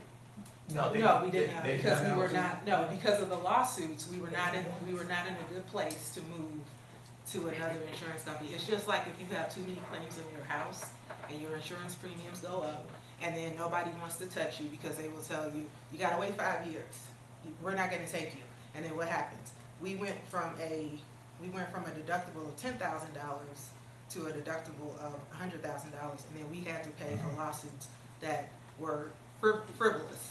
So we're in a position now to do better because we have people and we have policies and procedures and professionalism that we did not have before. So I think that should be commended. Anything else, Mr. Owens? That's my opinion. Thank you, sir. I think it's a matter of Thank you, fact. Mr. Thank you. Ellis. Thank you. Okay. Next, can I get a motion to approve the July fiscal report? I'll second. All in favor? Aye. Any opposed? Ayes have it. Old business, Council Bill number 24-16. Can I get a motion for a second reading of Council Bill 24-16? So moved. Can I get a second? It's the one for the budget. So, There's no numbers. 24-16. It's right after, is it right after Genesis report? Yes. Yeah, there's no number on it. Yeah, it's right here after the Yeah. nurses. It's the one with number. It's like, look it up, look for this chart. Numbers stuff. That's it. Okay. So this is first reading? No, this is the second. But we have this one. Okay. Did I get a second? So, I'll second it. Second, oh, okay. Council Bill number 24-16, an ordinance of the City of Normandy adopting a fiscal year ending in, September 30th, 2025, operating and capital budget. So I'm gonna have Sam give an update on the draft, but the hope is, what we would like to do is move this to the workshop, because this is basically we're gonna have more time for the department heads to talk about how they adjusted the budget and things like that, and projections and everything. So Sam, go ahead. Yeah, so I'll just start with the general fund real quick. I know that we've been through this a few times, so if you have any questions, feel free to stop me. So the main changes between the workshop when we last discussed this, and this meeting is the insurance quote from Travelers that we've received. So this budget has that insurance quote from Travelers in it. So that's $190,000 in saving across the different departments in general fund. We are still waiting on some finalized numbers. There were some additional coverages that we were seeking, including cyber coverage and some different coverages on some property. So that number may fluctuate by a few $1,000s, but between now and the last meeting. But generally, that's the large savings. And with that, because we did have a deficit, we weren't able to really we didn't replace it with $190,000 in other expenditures because we wanted to make sure that we were balanced. But the one thing that we did, that is in this draft, so pending your guys' approval, there is a part-time clerk for the front office. This would help code enforcement. It would help with response at the window, as well as response picking up the phones, having that extra person in the office. It would just be a part-time position. And in addition, in response to kind of some of the policy changes, moving from mobile to Travelers, which we can get into later in the meeting with Resolution 2446, as well as kind of a response to the relief that the new insurance quote provided, there was some additional monies put into the police department budget that had been quite tight before. But beyond that, most of it just went to more, for lack of a better way to explain it, to kind of get us out of the hole. So if you go to page 21 of the general fund, you'll see the general fund kind of summary, or the summary of the general fund. And you'll see that the projected, or the budget, draft budgeted net change in fund balance is negative $73,650. So that $74,000 is our expenditures for the Village of Glen Echo Park. That is how much money is still left that the village brought over and that the council said that we were going to spend in the Village of Glen Echo. So that's money that came in this fiscal year, but we're not going to be able to spend it until next fiscal year just because of where we're at. So that is a requested budget deficit, but it's for a very specific reason. It's not operational money. It's not an operational deficit, I guess the way I would describe it. We have Village of Glen Echo money sitting in our general fund. We said we're going to spend it, so we'll spend it down. And so so technically there is a deficit, but operationally it's balanced, if that makes sense. And then I'll just ask, are there any questions about the general fund at this point before I move on to the capital improvement plan? One other thing that is in the general fund that did change, and it's in relation to Glen Echo. There was a motion at the last workshop to allocate those Glen Echo funds towards nuisance abatement of dangerous buildings. So there is roughly there is $40,000 in the budget, in this budget for nuisance abatement of buildings in Village of Glen Echo Park. You'll see that in the nuisance abatement line item in Public Works. The additional 33,000 and some odd dollars is set to be transferred over to the street improvement fund to go towards street repair in the former village. Moving on to the capital improvement fund, which after page 26 of this, then you'll see a new 27 pages that makes up the capital improvement fund. There are not significant changes between the last workshop and this meeting. The only thing were you'll see the the Village of Glen Echo Park demolitions in there as well. I did receive a call asking if there were any funds left in the capital improvement fund for potentially adding more speed bumps. And over the next 5 years, there are about $80,000 in the capital improvement fund, which are unallocated. So, you want to be careful as you get closer to zero, but there are about $80,000 in funds in the next 5 years, which we can spend. So I'm not sure if that's something that the council's interested in. About last year, we spent $9,000 and we got 6 of them. So we have $80,000 projected over the next 5 years that we can spend. So I'm not saying we need $80,000 in speed bumps, but there's some number that we could plug in there if it's your guys' way. I'd like to make a motion to amend this draft, take 10,000 of that 84,000 for speed bumps. To include speed bumps out. Did you say? Okay, you second, okay. Did you say? No. He said he made a motion to take $10,000 of the $80,000 for capital improvements reserved for speed bumps. All in favor? Aye. Any opposed? Ayes have it. All right, I will get that added for our final draft of the operational and capital improvement fund budget that we will hopefully get approved at the next meeting, at the workshop before the end of the year. So if there are any other questions or any other changes in the budget that we're thinking about making, I need to hear them now or very soon so we can get them in for that final draft. Sam, one thing, I know we've got a parks budget, right? Yeah. What I would like to see in that budget is a specific allocation for some of our little pocket parks, for Teardrop Park and the park in Glen Echo for maintenance. Because I know that our little park's not looking too chipper right now, and it is a more complicated little area because it serves a dual purpose of storm water abatement and also serves as a little recreational area.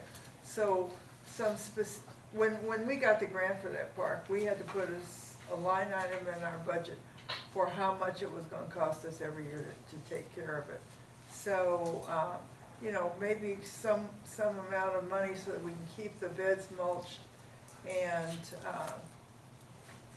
Yeah, I'll tell you what, I'll get with Dennis and we'll try and get a pretty good estimate for what that would be for pocket parks and Holzell Park, just to have some landscaping areas in there.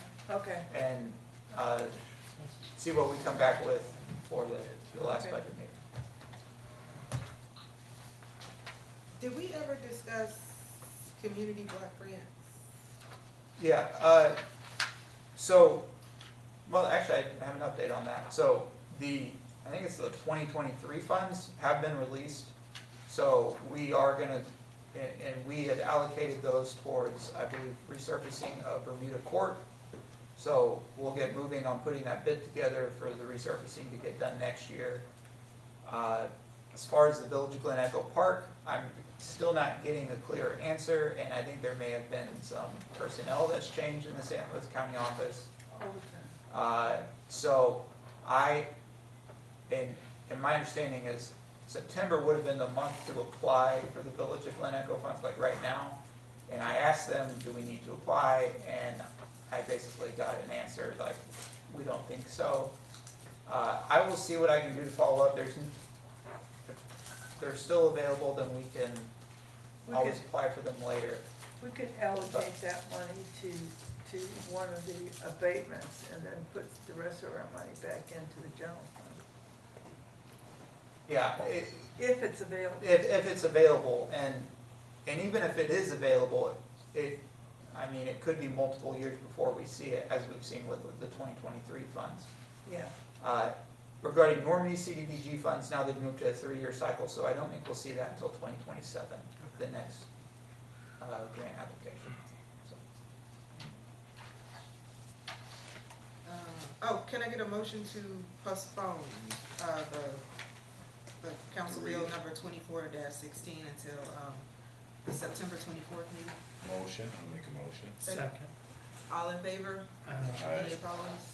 Ayes have it. So we'll take this up at the last workshop of September. What date is that workshop? September 24th, 5:30. Thank you. Council Bill number 24-17. An ordinance of the City of Normandy, Missouri, amending Chapter 215 of the City of Normandy Code of Ordinances regarding noise offenses. Can I get a motion for second reading? So Sorry, Or- it's on the 26th. Oh, it's 26? The workshop is the 26th, so Okay. I don't recall if the date was mentioned in the motion or if it was just a generic postponement until the September meeting. I said the date. It's the 26th. Sorry about that, I thought it was. So I move that the consideration of Bill 24, what's the number?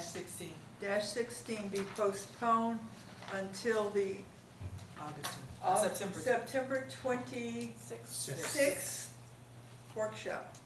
All in, was that the, Is that 24 Just 17? need a second and can I get a second? Second. All in favor? Aye. Any opposed? Ayes have it. Thank you. Okay, well, Council Bill 24-17. I think that's 15. We just did that. Wait, No, it's 18, it's just numbered improperly. this is 18? I'm on 18? Yes, you're on 18. Wait, so what is 18? There's an 18 also. That's what I'm saying, but it's in the packet. Oh. Are you gonna have a number for the new one? Is that new business? It's gonna be numbered just fine. I think that it was an old document that was reused. So number 2 is actually 24-18? No, because we had already gotten a motion to postpone that bill. No, we postponed 24-16. The budget. No, you postponed 24 Okay, I'm sorry. I'm trying No, to say- 16. 16. Okay, you So want that. 24-17 should say 24-18? Yes. Or,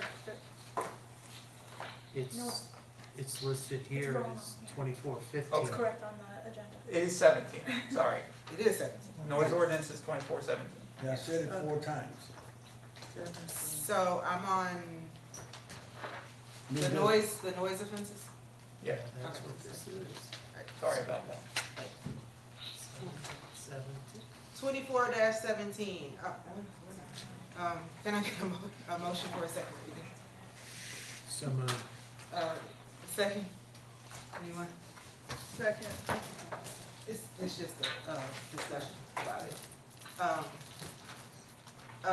Council Bill number 24-17, ordinance of City of Normandy amending Chapter 215 of the City of Normandy Code of Ordinances regarding noise offenses. So we had a discussion last time about the times.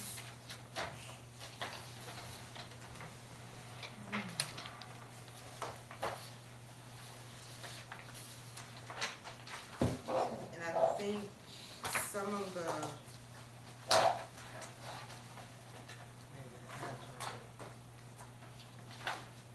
one of the things that in this ordinance that I wanted to add was page 2, well, no, it's not a page number. Section A is on the first page, section B is on the second page, on the back of that. I think because the way these things are printed front to back, Yeah. if we pulled somehow. If you look at section B, letter F, it says, the making of any loud or raucous sounds within 1,000 feet of any school, hospital, sanitarium, and nursing or convalescent facility.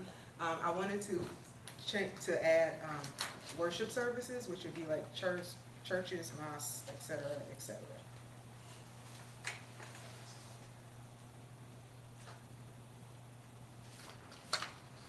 Can we postpone this consideration? We till can we're- postpone, yeah. I move that we postpone this consideration till the September 26th workshop meeting. Can I get a second? Second. All in favor? Aye. Any opposed? All right, so we're gonna postpone this till later. Thank you. Which one we got? 2418, new business?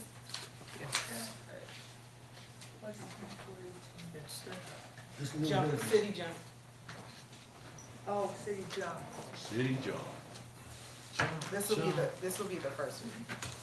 So we'll just do the first reading on This is the first reading. Council Bill number 24-18, first reading, an ordinance of the city of Norman, Missouri granting City Jump a special use permit for the operation of a family entertainment system with food and drink at 7400 Natural Bridge Road and establishing certain considerations relating hereto. Can I get a motion to accept the first reading? I'll make a motion. Second. Second. All in favor? Aye. So this is the discussion part. So Oh, okay, questions, I Yeah. can ask the questions now? Yeah, I was wondering about the food service that you're having, is that gonna be a full kitchen? We would like for it to be. Okay, so what would be the operational times of that food service part? Like during the times that we're open, Is it always? I would like anytime for it to be, yes, ma'am. Okay. And you're gonna have somebody, so there'll always be, can people, if they want to just come in and get the snacks and not deal with the rest of it, can they do that? Or they have to come in and be part of the admission to the thing? Already know. Ideally, I don't want it to be a restaurant. Ideally, I want it to be a family entertainment center. I Got don't, it. right. Yeah, okay. Yes, ma'am. That's fine. Hi, Ms. Bay. Yes, sir. Thank you. I think it's an excellent idea. What Thank is the occupancy? What is the, as far as the capacity of, I think that will be, fire department. The yeah. occupants. the capacity, how many people? We have been in contact with the fire department several times over the last year. Several times. They have not responded. It is my thought that they don't come out until Right. you are almost done, because they won't respond back. And, Natural Bridge, when school's out, and Lucas Carson's out, the kids are coming. So you know that you have to be prepared for all those kids, so can you? This is a family entertainment center. Yeah. Can they come without their parent or?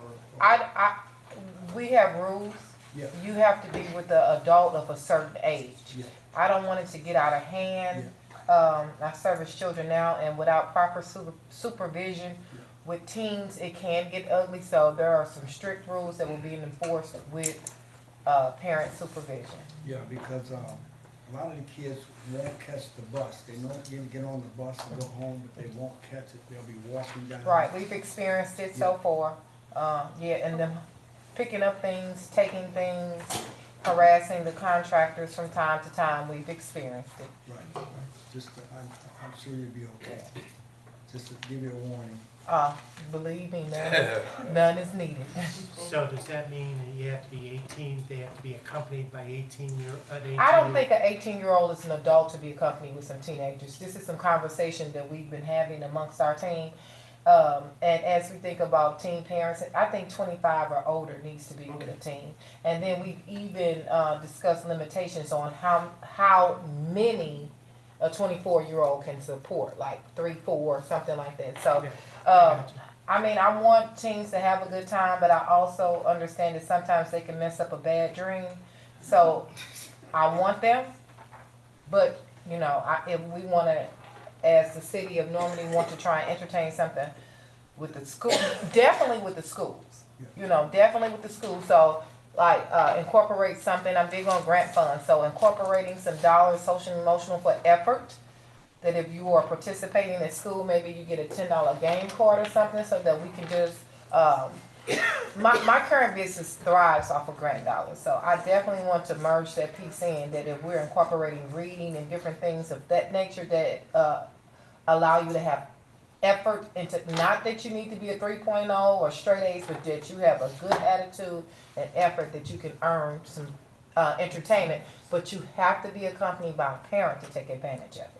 Right, I'm the district chess coach, and also the Gateway Chess League, so we have tournaments coming in at the Connector, 2 of them coming in this year. Where's the Connector? That's the high school. Okay, They call it the Connector, with all the, okay. the work they've done over there, connecting the buildings. But will we have, maybe have chess or something, a place where kids can come play chess? I would love that. I would love, we're looking for tons of economical activities that can take place. You wouldn't believe the number of activities that they tell us that you can do. We just need individuals like you all to share them with us and want to do them there. Have you gone to the board, school board? I have not. I think you might need to go to the board. Well, now, being in education, I have several friends throughout the various school districts throughout St. Louis County and St. Louis City that we plan to merge and collaborate with this effort. However, it has been premature because I did not have a, what is this, a zone? Zone? Yeah. I'll give you my card, and I'm 3rd Ward, and you're in 4th Ward, of course. Okay. But like I say, we all work together, Mhm. so I'll give you my card, and maybe we can. talk Okay, about it. thank you. And I'm 4th Ward, Yes, Okay. it's 4th Ward. and Yolanda's 4th Right. Ward. I'll come by and, you know, whenever you're gonna be there, I mean, I just live around the corner. Okay. So right now, I'm not physically there all the time, but I could always meet you there. But the Okay. contractors are under the gun because we have to meet a deadline by September the 28th. So We'll come somebody after the is 28th. always, we have an open door policy now for anybody in the community that just wants to come and look at it and check it Okay. out. But it's still a construction site. And the 28th is not set up, it's construction. Got it. So we plan to have a soft opening roughly around the beginning of December. Okay, catch your place. Mm. Your hours of operations over there again? We have to be closed by 10 on Monday through Friday. I'm sorry, Sunday through Thursday. And then 11 on Fridays and Saturdays. The opening time, we have not confirmed as of yet. I'm not for sure if it's gonna be 11 or 3. It just depends on the community. I definitely welcome private events to go on, you know, throughout the day, but it will definitely, with labor costs and revenue, will have to balance out. So you have different rooms? We do. So the way that it is set up, You can see it. there are 4 party rooms. Or, I need to stop saying party rooms, 4 rooms that you can reserve. Gotcha. Social space, Mhm. laser, I see. So people could have, baby showers and that sort of stuff? Mhm. Bumper cars, they're all for kids, right? No, those are for adults. And kids can take advantage of them as well. There is a height restriction, but this is family entertainment. It's not just for kids. We want families to come out and be entertained. If you don't have any kids, can you come anyway? We encourage it. I think you guys will enjoy I'd the love duck to pin take them on bowling. in bumper cars. Right. And we're trying to make it a chic atmosphere with, as we choose the furniture and things, because we want it to appeal to adults. Got it. Miss Bay, we're looking for a safe venue. I am Kids, too. You know, when school's out, Mhm. maybe Saturday or Sunday. Like, this is my card, Mhm. please take the card. And when you say safe venue, you mean like entertain? No, the this teenage- is like, this is, kids to play chess. Oh, yeah, and do definitely, homework, definitely, schoolwork, definitely. stuff like that. I have a question for, Yes, ma'am. are you gonna have bowling? Duck pin bowling, and the difference between duck pin bowling and regular bowling is that you do not need shoes. You can bowl in your own shoes. And I'm taking donations for the duck pin bowling. If anybody wants to make a donation, that's a $500,000 project. So just throwing it out there, okay? Okay, thank you. You're welcome. The So- only, oh, sorry, go ahead, Steve. No, that was No, me, you- sorry. You go ahead. The only, concern that I had, I know when it came to planning and zoning, we talked about 10 and 11, but I was more concerned, just because like you said, I'm a teacher, Mhm. I'm worried about like the time of operation for kids to like be out. And I'm wondering if there's a more appropriate like ending time for families, especially like during the week, like an 8 o'clock ending time and then a 10 o'clock on the weekends. I'm hoping that nightlife looks more like college students. I'm hoping that the responsibility of parents just know in general that your kids should be home tucked into bed by a certain time. I hope that we have responsible residents of this community.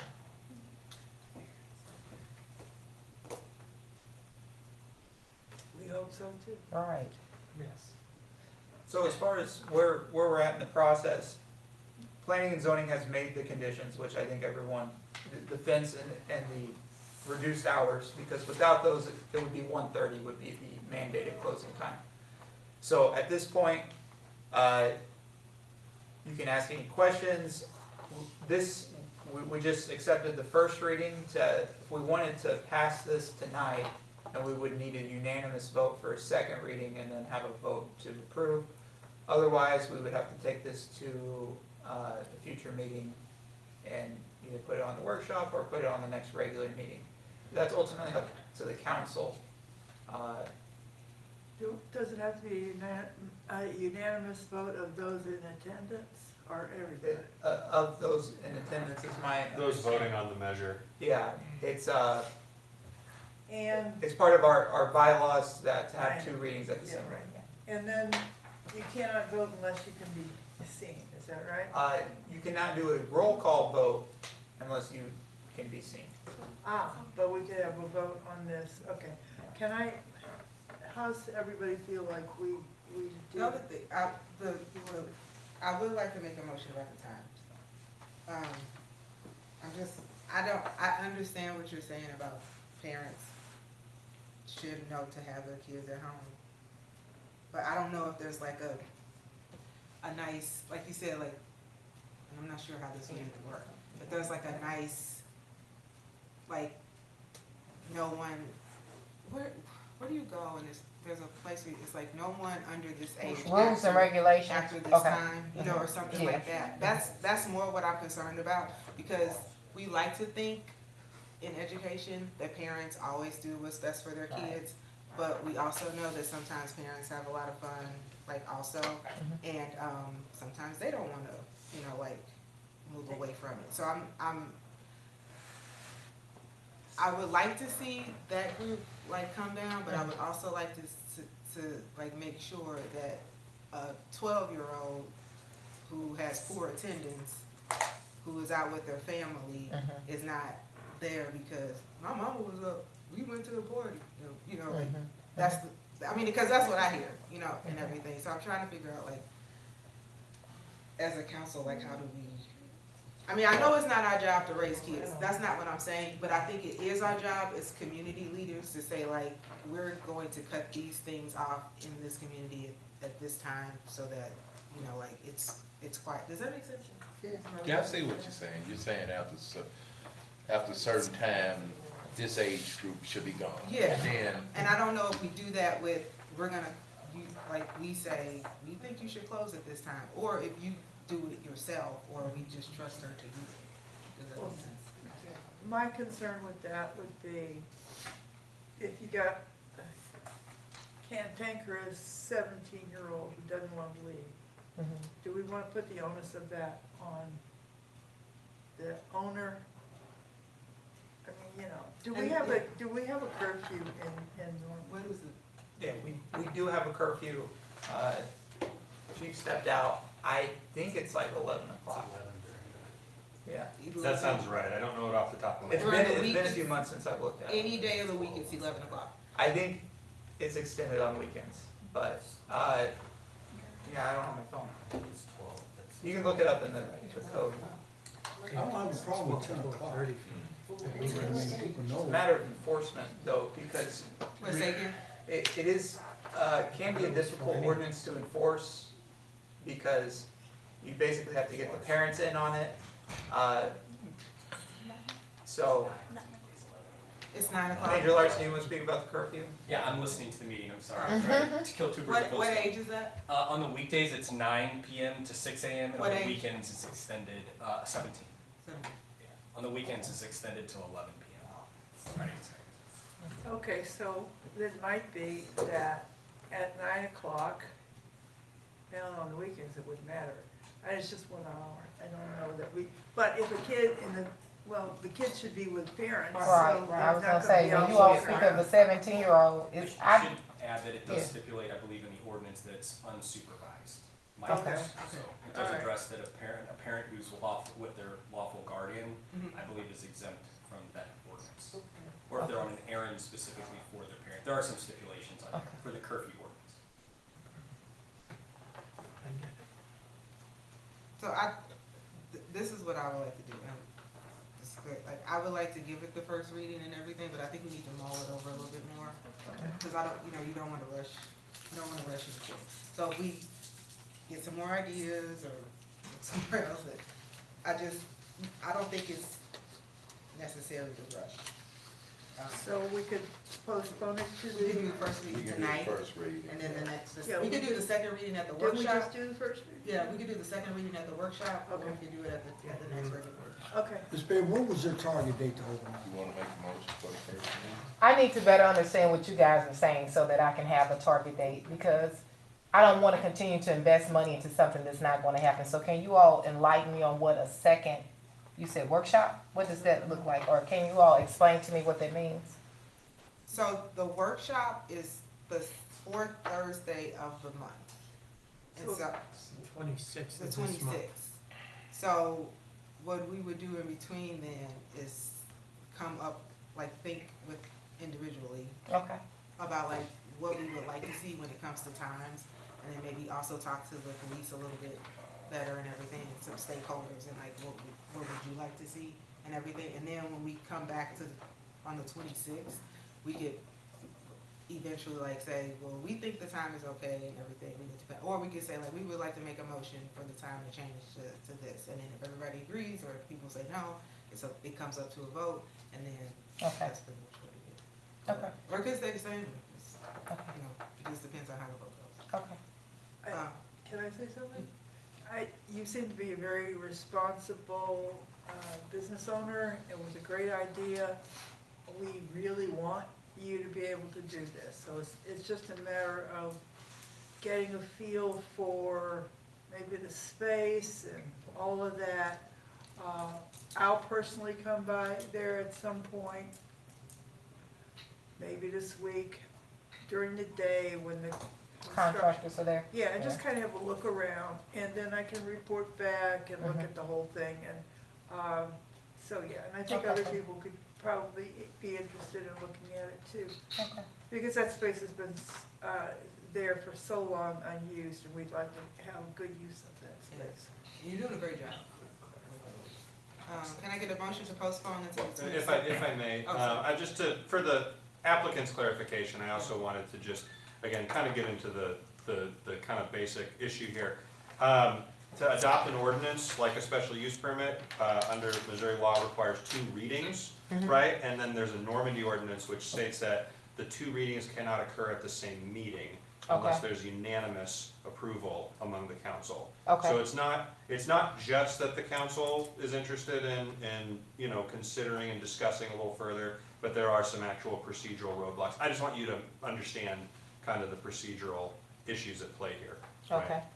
Because I would hope that, just, again, knowledge is power, right? And knowing things helps us Thank feel good about what's happening. So I just wanted to make that clear so that the applicant understood that. Okay, thanks, I appreciate that. Is it always the same reading?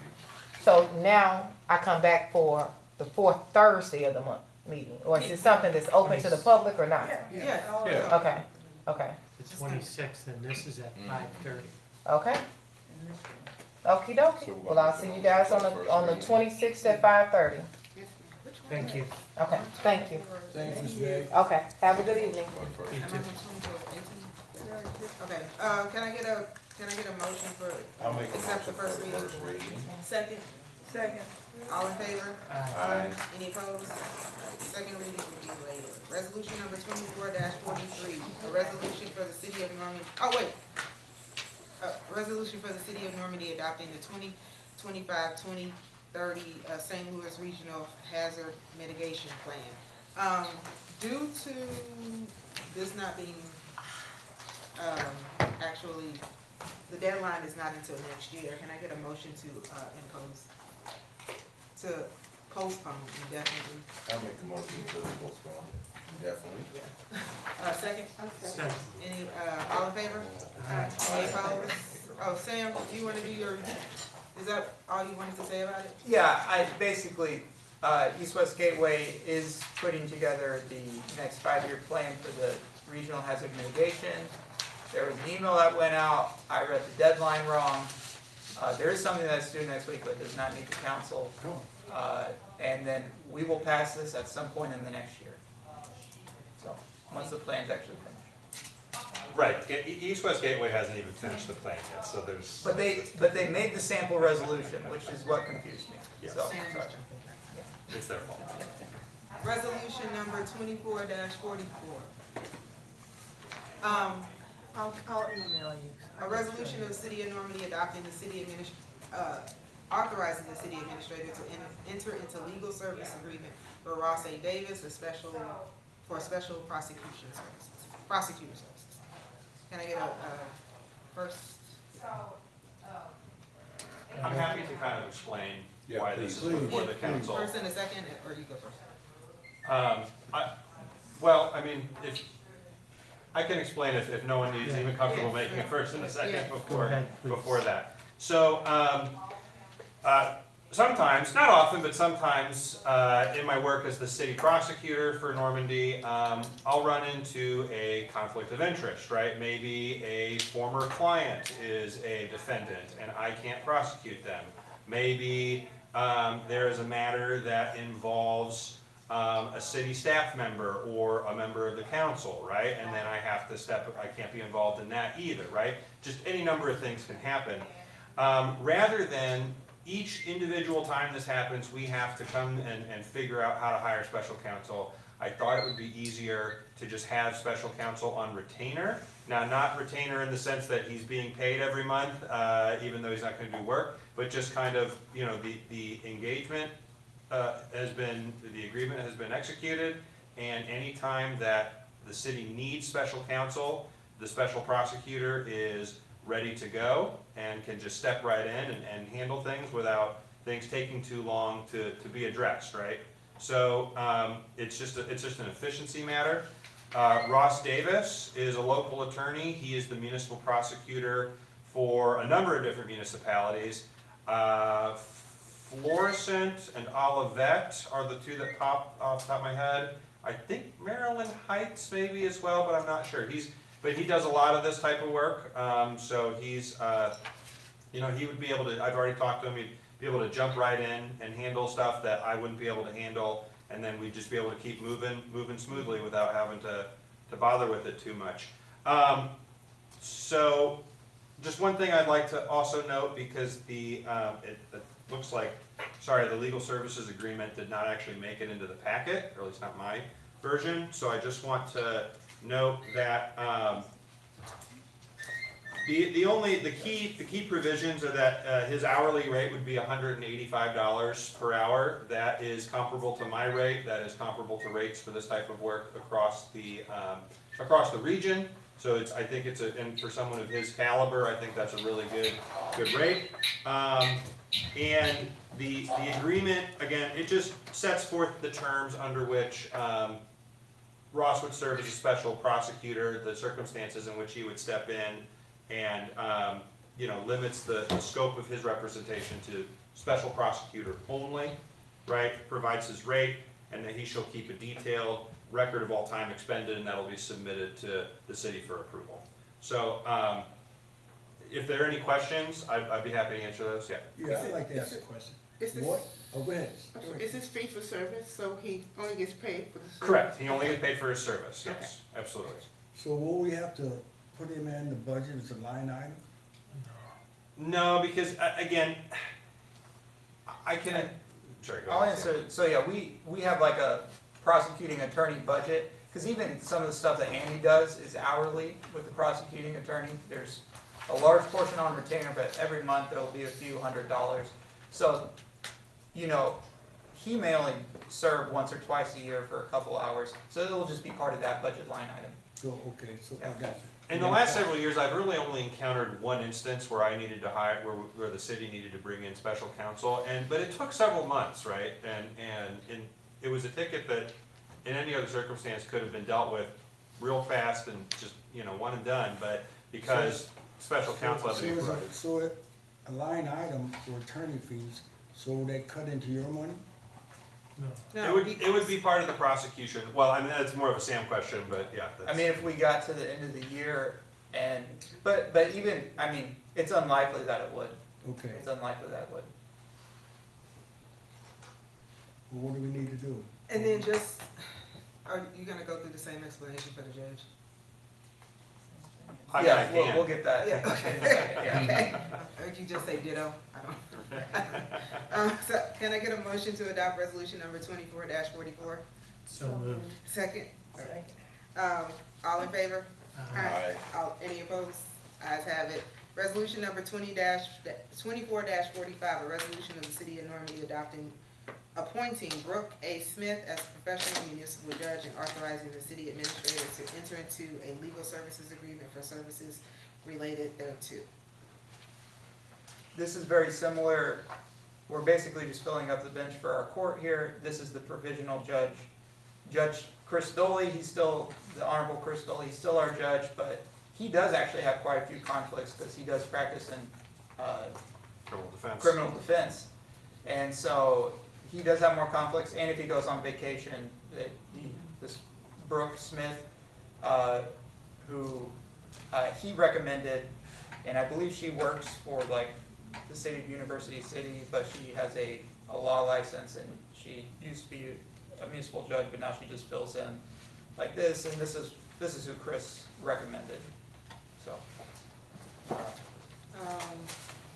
All in favor? Okay, sorry, can I get a motion? Sorry. So moved. Second? All in favor? Aye. Any opposed? Ayes have it. Resolution number 24-46, a resolution of the city of Normandy authorizing the city administrator to enter into an agreement for Travelers Insurance Company for a property and liability insurance policy. And this is the 190 that Sam has worked so hard to make sure that we held on to. Sam, do you wanna? Yeah, okay. Did we get it from- as far as, there are some things that the council does need to know about with the new insurance policy, because it's not exactly apples to apples with MOPERM, but it is $190,000 cheaper. So, for instance, there are quite a few, and in here, what behind the resolution, there's a summary of the premiums per line of insurance, which is just kind of like the big ticket number. So, $351,000. Again, since the packet went out, we actually got a quote for cyber liability, which is an additional $5,000, which I highly recommend that we get. And there may be some few numbers as we talk to travelers about deductibles. But some of the deductibles are significantly higher. For instance, for employment liability, right now our deductible with MOPERM is $10,000. Used to be $1,000, but they raised it to 10 a few years ago. With travelers, they understand, and our broker was able to tell them, you know, kind of the situation of the city and tell a story about what we're doing to improve things, but they still see that loss history, and so they're still hesitant, right? So they're taking steps to protect themselves. One, this is still a really high policy. $351,000, we paid $150,000 2 years ago, and so, but their deductible for employee liability, or employment practices liability, was $25,000. For law enforcement liability, it's also $25,000. And for public entity management liability, which would be any actions that you guys take that could potentially get the city sued as a council, then that's another $25,000. So those are very high premiums. Also the wind and hail per property was set at $100,000 deductible. That's a deductible we're talking with them about buying down. And so when I'm talking about the premium still going to change a little bit, that's something that we're working with travelers before 10/1, October 1st, to work out. But on the other side, for instance, automotive liability coverage currently has a $10,000 deductible with MOPERM. It's going down to a $5,000 with travelers. However, physical damage is $1,000 with MOPERM. It's going up to $5,000 with travelers. So the way I see the deductibles, it is important that you guys know that they are higher. However, if you just take law enforcement liability or, you know, employment claims, we could have 8 claims and deductibles, you know, God forbid, before we reach that $190,000 difference in premium. So it's definitely, even with the higher deductibles, it is still a much better policy. So are there any questions? How long about did, this? did you anticipate that we would have to stay? Okay, so this is for, let me explain something, I'll get to your question. So this quote is for liability and property insurance. She just asked about the pool. So that she's referring to our workers' compensation insurance. So our broker was able to get us a quote from Travelers for liability. However, they were not able to find us a new carrier for workers' compensation insurance this year. So right now we are in the pool, which means that we pay an extra $50,000 and basically a fee because no one else wanted to cover us this year, as well as the premiums being higher. So our workers' compensation insurance is not going down this year. We still have work to do, and frankly, they didn't have time to sell the workers' compensation policy, and so far, we still have, 20 days left. Knock on wood, we've had a good year with claims for workers' compensation, but we need to get that year on the books and show future carriers that we are a good policy to write. So we are with the pool right now. Hopefully we can get out of the pool next year, would be my goal. And that would be potentially another $100,000 in savings. Sam, when you're referring to the pool, what pool are we talking about? The pool means it's assigned risk market, which means they have to take you. Got it. And Travelers manages the pool for Missouri, so they really don't have an incentive to take us out of the pool because they get the money either way. All right. Yeah. And one other thing, so working with Alizager Army, who were essential in getting us this policy, because we're in the pool, they also get paid less. And so one of the items, basically what they've offered is, right now for our general liability and property, because they are our broker, they're offering us full risk management assistance. So they'll come in and help us create a risk management plan, establish goals, and work towards those goals to mitigate risk. However, because they're not getting paid very much on the workers' compensation side, they're asking if we want that service for them for like anything to do with workers' compensation. They're asking for $17,000 to do that. And what I would recommend to the council is just say no thanks, because frankly, it's pretty high. I think that's pretty ridiculous, especially with how much money they are making on the other side of things. And frankly, we have done a lot of things, particularly starting back in January, or November of last year with the safety policy amendment. We've done a lot of things already to overhaul our safety program. As time goes on, our loss history is going to get better, and we're already doing a lot to mitigate risk on the safety, workplace safety side of things. So we could spend $17,000. We would have to, not have a receptionist or, spend it deficit if we want it. And frankly, I just don't know that the service that they would offer would be worth it. But I should mention that because they did say that they wanted to. I told them I'd pass that on to you guys if that's something we're interested in.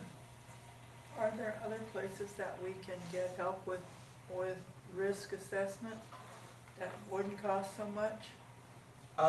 No, we would probably have to pay them too. I mean, the nice thing about the brokers is they get the commission from. Oh, okay, the brokers.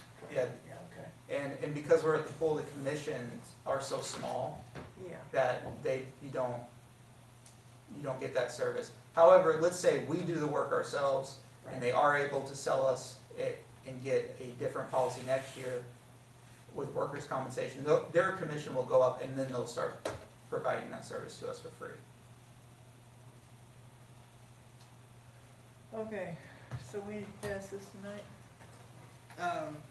Yeah, and I'll explain with this resolution, this is just the quote, this resolution is just broad authorization. And actually, Andy pointed out, there are two things that we need to amend with this ordinance. Yeah. Is it the second? Well, so right now, the body of the text reads, the city administrator is hereby authorized to enter into an insurance policy for workers' compensation coverage with Travelers Insurance Company. As Sandra just explained, this is not for workers' compensation coverage. So there needs to be an amendment so that this states that this is to enter into an insurance policy for property and liability insurance. And also, what? Oh, the years are also, Sorry, I yeah. took this from last year. You're right, yeah, that's. But first, we need a first and a second to amend, so. Can I get a motion to amend? We would need a motion to approve and then we can amend. First a motion to approve, then a motion to amend? Yeah. Can I get a motion to approve, resolution number 24-46? So moved. Second. All in favor? Aye. Any opposed? Can I get, ayes have it. Can I get a motion to amend resolution number 24-46 to state the city administrator is hereby authorized to enter into an insurance policy for property and liability insurance coverage with Travelers Insurance Company from the period beginning October 1st, 2024 and ending October 1st, 2025. Can I get a first? So moved. Second. All in favor? Aye. Any opposed? Ayes have it. All right, So now do I need to do a motion to approve as amended. approve as amended? Okay. Can I get a motion to approve as amended resolution number 24-46? Do I have to read the whole thing again? Approve as amended. That's it? That's Okay. Motion to approve as amended. Can I get a first? So moved. Second? Second. All in favor? Aye. Any opposed? Ayes have it. Okay, citizen. It might be online. Any citizens online? I don't see anybody. I looked at it. It's four. I know, but nobody said that at the time. Can I get a motion a motion to enter into closed session, for section 610-021 RSMO for the purpose of attorney-client communications and, personnel matters. I make a motion to go into closed session. I'll Second. second. Second. Roll call vote, please. Question? What'd you say?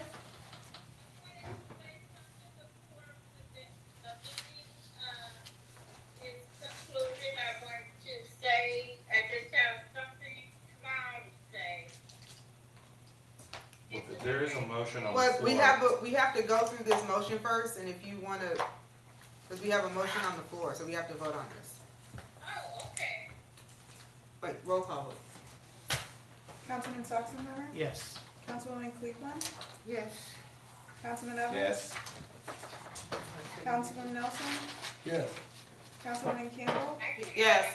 Councilwoman Bayard? Yes. She said yes. She said yes. She said yes. Oh. He's not present. Alright, so, closed session. Let's make this short and sweet. Yeah,